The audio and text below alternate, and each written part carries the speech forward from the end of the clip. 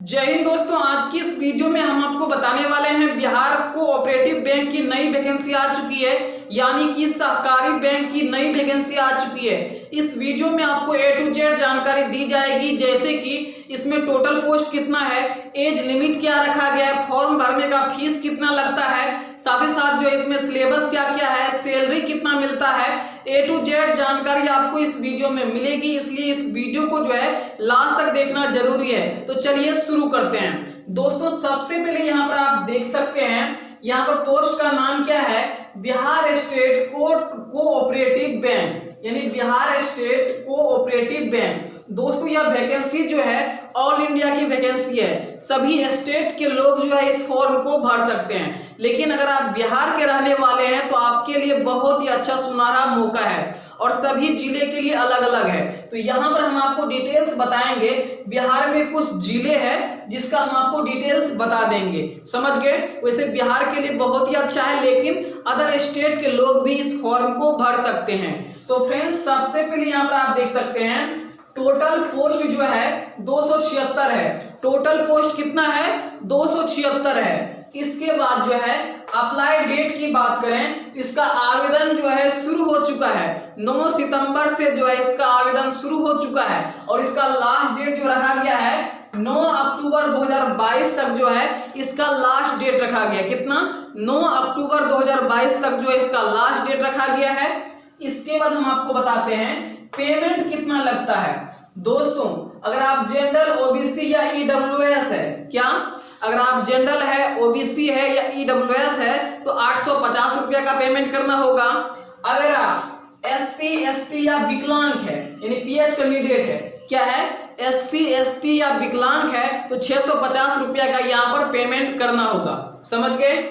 इसके बाद जो है एग्जाम डेट की बात कर लेते हैं, तो नवंबर या दिसंबर के बीच में आपका एग्जाम होगा। नवंबर में ले लिया जाएगा या दिसंबर के बीच में आपका एग्जाम हो जाएगा, समझ गए। इसके बाद जो है एज लिमिट की बात करें तो 1 अक्टूबर 2022, एज लिमिट की बात करें तो 1 अक्टूबर 2022 तक में जो है आपका उम्र कम से कम 18 वर्ष होना चाहिए, ज्यादा से ज्यादा जो है 33 वर्ष होना चाहिए। लेकिन यहाँ पर उम्र में छूट दिया गया है। अगर आप ओबीसी है तो 3 वर्ष का छूट दिया गया है, अगर आप एससी या एसटी है तो 5 वर्ष का उम्र में छूट दिया गया है। अब हम समझते हैं ओबीसी के लिए ज्यादा उम्र क्या होगा। तो वैसे तो जनरल सभी के लिए जो 18 से 33 रखा गया है, लेकिन ओबीसी के लिए कितना हो जाएगा, 18 से 36 हो जाएगा, और एससी एसटी के लिए कितना हो जाएगा, 18 से 38 हो जाएगा, समझ गए। इसके बाद हम आपको बताते हैं योग्यता की बात करें तो ग्रेजुएशन पास। अगर आप ग्रेजुएशन पास है किसी भी बोर्ड से तो इस फॉर्म को भर सकते हैं। दूसरा कोई स्किल नहीं लगता है। वैसे थोड़ा बहुत आपको कंप्यूटर का नॉलेज आना चाहिए, वैसे ट्रेनिंग में सब कुछ करा दिया जाता है, वैसे आपको थोड़ा बहुत कंप्यूटर का नॉलेज होना चाहिए इसमें, समझ गए। वैसे कंप्यूटर कोर्स जो लोग करते हैं वो लोग इस फॉर्म को भरते हैं, समझ गए। तो मैं आपको एक ऑप्शन अपने तरीके से बता रहा हूं कि आपको कंप्यूटर आना चाहिए, साथ ही साथ जो है वैसे मेन सब्जेक्ट जो है आपका ग्रेजुएशन क्लियर होना चाहिए। मेन कोर्स जो है ग्रेजुएशन आपका क्लियर होना चाहिए, आप इस फॉर्म को भर सकते हैं। इसके बाद जो है यहाँ पर आप देख सकते हैं, यहाँ पर 2 तरह का पोस्ट है, एक असिस्टेंट मैनेजर का, एक है असिस्टेंट मल्टीपर्पस के लिए। तो हम आपको बता देते हैं, इसमें मल्टीपर्पस से रिलेटेड आ जाएगा। तो चलिए हम आपको बताते हैं, असिस्टेंट मैनेजर का जो है 31 पोस्ट है। टोटल कितना है, 31 पोस्ट है असिस्टेंट मैनेजर का, और जिसमें कि आपको सैलरी जो मिलेगा 36,000 रुपया से लेके 63,840 रुपया जो है आपको सैलरी मिलेगा। किसका, असिस्टेंट मैनेजर का। दोस्तों यह जो है स्टार्टिंग का सैलरी है। इसके बाद जो है असिस्टेंट का जो है मल्टीपल पर्पस जो होता है, मल्टीपर्पस के अंतर्गत जो भी है, जो पोस्ट है उसमें 245 पोस्ट है। कितना है, 245 पोस्ट है, जिसमें कि आपको सैलरी जो मिलेगा 17,900 से लेके 47,920 तक। कितना, 17,900 से लेके 47,920 का यहाँ पर आपको सैलरी मिलेगा। और ये जो सैलरी है दोस्तों, ये सैलरी स्टार्टिंग का है। किसका, स्टार्टिंग का सैलरी है। इसके बाद हम आपको बताते हैं यहाँ पर जो है, चलिए सबसे पहले हम आपको बताते हैं कि यहाँ पर सिलेक्शन प्रोसेस क्या होने वाला है। तो दोस्तों हम आपको बता देते हैं, पहले प्री का एग्जाम होगा, उसके बाद मेंस का एग्जाम होगा, उसके बाद आपका इंटरव्यू होगा। तो चलिए हम आपको बताते हैं कि सिलेक्शन प्रोसेस में हमने आपको बता दिया, पहले प्री होगा, उसके बाद मेंस होगा, उसके बाद इंटरव्यू होगा। तो चलिए हम आपको प्री का सिलेबस बताते हैं। किसका? प्री का सिलेबस बताते हैं। तो दोस्तों 100 क्वेश्चन पूछा जाएगा प्री में और 100 मार्क्स का पूछा जाएगा। यहाँ पर आप देख सकते हैं 100 क्वेश्चन पूछा जाएगा 100 मार्क्स का। टाइम जो है 60 मिनट दिया जाएगा। और नेगेटिव मार्किंग की बात करें, अगर आप 4 गलती करते हैं तो 1 नंबर आपका कट जाएगा। क्या? 4 गलती करते हैं तो 1 नंबर कट जाएगा। इसके बाद जो है इसमें इंग्लिश से 30 क्वेश्चन पूछा जाएगा, मैथ से 35 क्वेश्चन पूछा जाएगा, रीजनिंग से 35 क्वेश्चन पूछा जाएगा। यहां पर आप देख सकते हैं प्री का जो है यही सिलेबस है। यहां आप समझ चुके हैं ये प्री का सिलेबस है।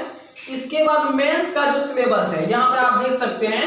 मेंस का जो सिलेबस है यहाँ पर आप देख सकते हैं, जिसमें कि हम आपको बताते हैं सब्जेक्ट लिखा हुआ है, क्वेश्चन लिखा हुआ है, मार्क्स और टाइम। जैसे कि रीजनिंग से 40 क्वेश्चन पूछा जाएगा। कितना? रीजनिंग से 40 क्वेश्चन पूछा जाएगा, जिसमें कि आपको 50 नंबर मिलेगा। रीजनिंग से 40 क्वेश्चन पूछा जाएगा, जिसमें कि आपको 50 नंबर मिलेगा। और टाइम जो दिया जाएगा 30 मिनट का आपको टाइम दिया जाएगा। कंप्यूटर में जो है 40 क्वेश्चन पूछा जाएगा, लेकिन आपको 20 नंबर दिया जाएगा। यानी कि एक क्वेश्चन जो है आधा नंबर का होगा, यानी 2 क्वेश्चन अगर आप बनाते हैं तब आपको 1 नंबर मिलेगा। यानी कंप्यूटर से 40 क्वेश्चन पूछा जाएगा, जिसमें कि 20 मार्क्स होगा, मतलब 20 नंबर आपको दिया जाएगा। टाइम जो रहेगा 20 मिनट का रहेगा। उसके बाद जो है जनरल अवेयरनेस यानी कि जीके जीएस से जो है यहाँ पर 40 क्वेश्चन पूछा जाएगा, 40 मार्क्स का रहेगा। और टाइम जो दिया जाएगा 20 मिनट आपको टाइम दिया जाएगा।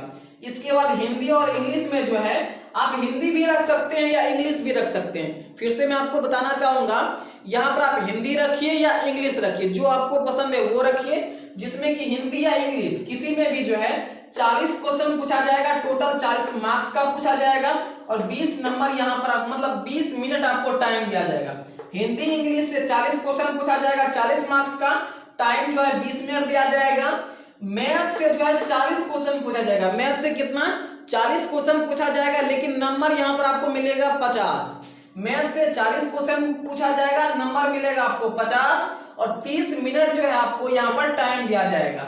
टोटल यहाँ पर हम बात करें तो टोटल 200 क्वेश्चन पूछा जाएगा, 200 मार्क्स का पूछा जाएगा। और टाइम जो टोटल होगा 2 घंटे का टाइम होगा। कितना होगा? टाइम 2 घंटे का होगा। समझ गए? तो यहाँ तक क्लियर है। इसके बाद हम नीचे में लिखा हुआ हिंदी इंग्लिश ऑप्शनल। वैसे मैंने आपको पहले भी बता दिया, हिंदी इंग्लिश जो है ऑप्शनल है। आप हिंदी भी रख सकते हैं या इंग्लिश भी रख सकते हैं, आपका जो भी मन होगा आपको रखना होगा, लेकिन रखना ही होगा। आपको इंग्लिश रखना है तो इंग्लिश रखना ही है, या हिंदी रखना है तो हिंदी रखना ही है। जो आपका मन होगा वो चीज आपको रखना ही होगा, 2 में से कोई एक रखना होगा। समझ गए? तो यहाँ पर आप मेंस का सिलेबस भी समझ चुके हैं, प्री का भी सिलेबस समझ चुके हैं। इसके बाद जो है आपका जो एग्जाम होगा वो ऑनलाइन होगा। क्या होगा? ऑनलाइन, कंप्यूटर बेस्ड होगा। यानी कि यहाँ पर जो है एग्जाम मोड जो है ऑनलाइन होगा। पेपर मोड में हिंदी और इंग्लिश दोनों होगा।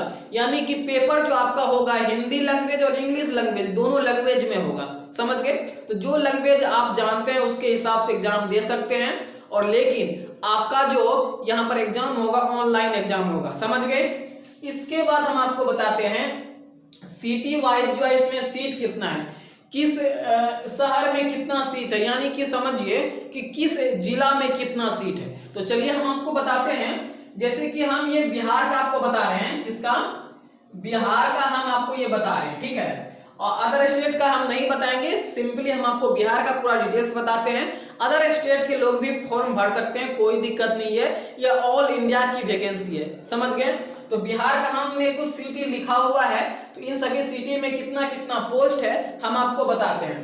कटिहार में 5 पोस्ट है, औरंगाबाद में 9 पोस्ट है, सुपौल में 4 पोस्ट है, नवादा में 14 पोस्ट है, मुंगेर में 13 पोस्ट है, गोपालगंज में 10 पोस्ट है, नालंदा में 12 पोस्ट है, मगध में 16 पोस्ट है।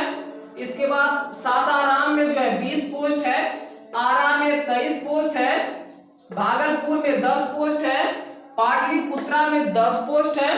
इसके बाद कटिहार में भी जो है 9 पोस्ट है। इसके बाद सिवान में 12 पोस्ट है, पूर्णिया में 11 पोस्ट है, समस्तीपुर में जो है 6 पोस्ट है, उसके बाद वैशाली में 9 पोस्ट है, इसके बाद जो है रोहिका में 10 पोस्ट है, उसके बाद बेटिया में जो है 8 पोस्ट है, उसके बाद जो है सीतामढ़ी में जो है 8 पोस्ट है।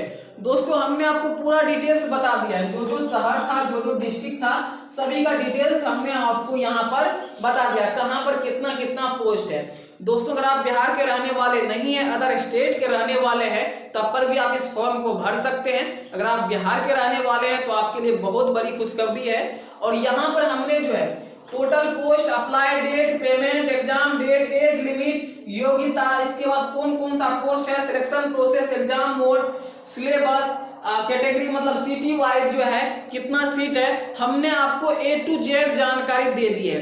अगर आपके मन में अभी भी कोई भी कंफ्यूजन है तो नीचे कमेंट करके पूछ सकते हैं। फिर मिलते हैं अगले वीडियो में, तब तक के लिए धन्यवाद।